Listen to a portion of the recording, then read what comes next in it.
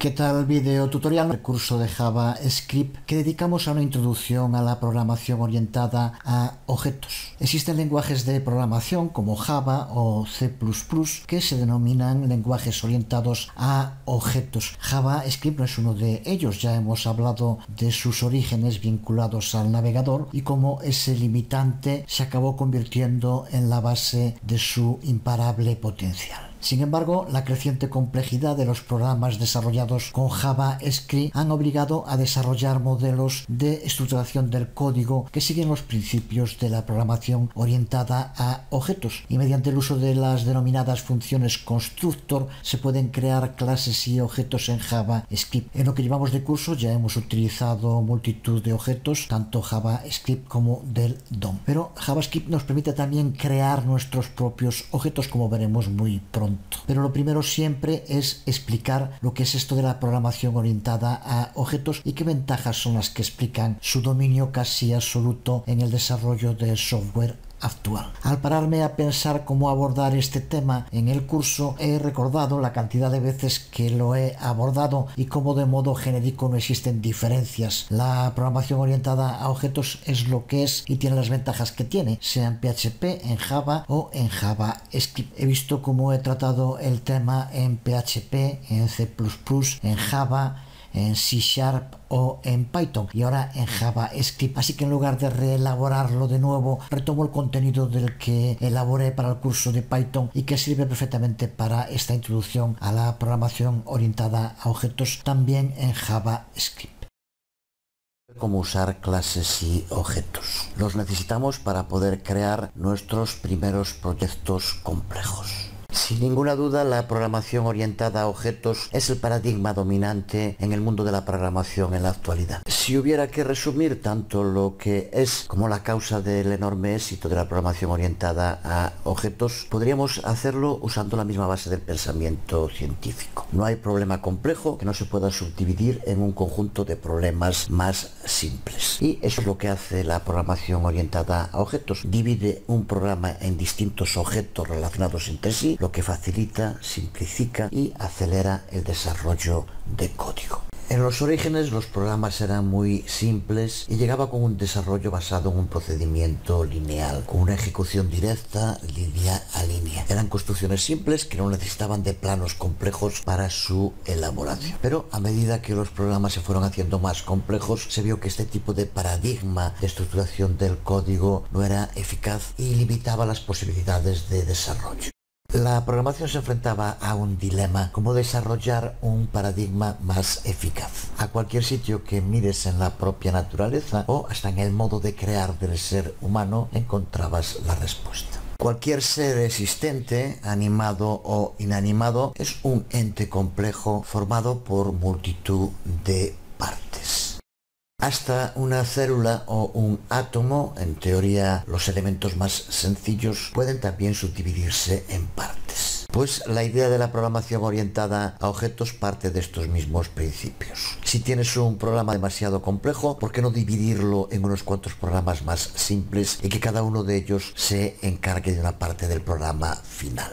Veamos un ente animado, un ser humano, por ejemplo. Somos un único ser, pero estamos formados por múltiples partes. Ojos, boca, brazos, piernas, corazón, pulmones. E incluso cada uno de estos objetos está formado por múltiples partes. Una boca está formada por labios, dientes, lengua, etc. Con los entes inanimados pasa exactamente lo mismo. Cuando hablamos de construir un coche, lo que realmente estamos diciendo es que vamos a construir unos neumáticos, un chasis, unos faros, un motor, unos cristales, un volante. Luego vamos a juntarlo todo para obtener un coche. ¿Qué pueden tener en común cosas tan diversas como puede ser un caballo, un motor, un coche, unas manos, una persona, una casa, unos libros o un neumático? Pues eso, que son cosas. En gramática a cada una de estas cosas se las define a través de un nombre. Pues en programación a todas estas cosas se la conoce con el nombre común de objetos.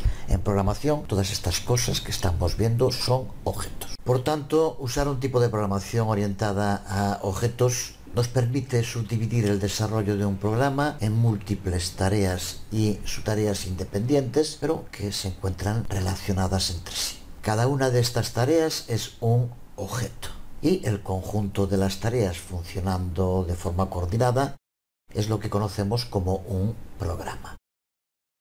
Los objetos nos permiten ir encapsulando las tareas, las propiedades del programa y poder reciclarlos y reutilizarlos en distintas situaciones. Por tanto, los objetos son un modo de poder organizar el código de un programa, dividiéndolo en partes más pequeñas para hacer más sencillo desarrollar cosas complejas. Similar a un edificio que cuenta con cimientos, distintos niveles de pisos, terrazas, ventanas, tejado, chimenea y todo el conjunto forma lo que denominamos una casa. Pues lo mismo con los programas de software. Para entender cómo trabajan los objetos, de nuevo el mejor modo es pensar en tipos de objetos de la vida real. Volvemos a hablar de casas y de personas. Consideremos una casa. Es una cosa, lo que dijimos que en programación denominamos objeto. No tiene vida, así que es un objeto inanimado. Es una construcción, como lo puede ser un puente, una torre o una granja. Y es un edificio, como lo puede ser un chalet, una casa o un almacén. Repetimos el proceso con persona. Una persona es un objeto. Recuerda que este término objeto lo incluimos como un término universal que engloba todo lo que existe, tanto animado como inanimado. Así que por lo tanto incluimos las personas también dentro de los objetos. Una persona está viva, así que es un ser animado. Es un animal, no una planta, por ejemplo, y es un mamífero, no un reptil o una ave. Ahora contamos con un conjunto de términos: mamífero, animal, animado, inanimado, edificio, etcétera, etcétera. Lo que nos hace falta ahora es un modo de poder clasificarlos y poder clasificar una realidad mucho más compleja como la de todas las cosas que existen en un programa. Esto no es nada nuevo, es algo que ya se le ocurrió a alguien hace miles de años, y no para clasificar todas las cosas que forman un programa de ordenador, sino que intentó clasificar nada menos que todas las cosas que existen sobre la Tierra. Aristóteles fue el primero que, de modo sistemático, intentó clasificar todas las cosas que existen en la Tierra, dando lugar a la primera gran división de objetos: los animales, los vegetales y los minerales. No vamos a seguir con este tema, pero es importante para entender la programación orientada a objetos, que su origen está en la ciencia de la clasificación de los objetos, que también se conoce como taxonomía. Aquí a la izquierda puedes ver un ejemplo de clasificación del perro, que forma parte de distintas clases que heredan unas de otras y que terminan por definir lo que es esta especie de animal mamífero. Pues exactamente lo mismo hace la programación orientada a objetos, que divide todas las cosas en clases. Vamos a verlo. Aquí podemos ver el diagrama que organiza nuestros objetos en una jerarquía de clases.